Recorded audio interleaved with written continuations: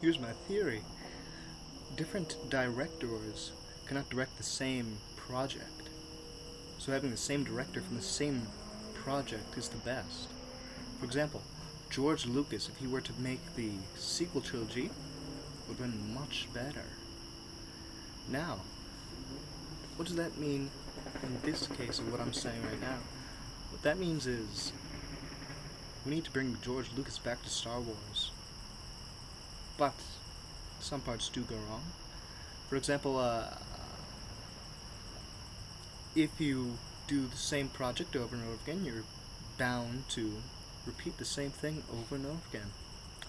That's why at some point you will need a new director. That's what I believe. So say Star Wars Saga 2. That would need a different director than Lucas. It's a whole new project. But let's see. Where else does this exist? I believe that the Legends of Zelda film won't be what it should be.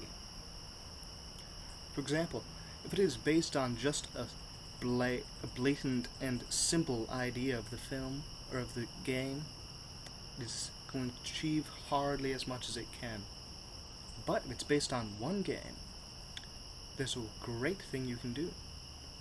You can have one director for one actor.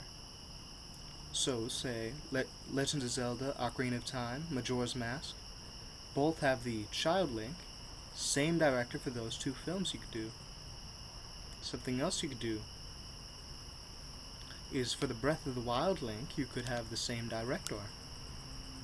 Now, why I say that is because if you make a whole saga for the Legends of Zelda, you can make tons of money. But if you have one director directing it over and over again, he'll be bound to repeat the same thing. That's why you need different directors. The blame will go on to different people. Different ideas, different ways of managing something. That's just my theory. I know I'm not the last educator that you saw in the previous one. Also, I'm very sorry for the last thing that happened. The clown was not supposed to make that.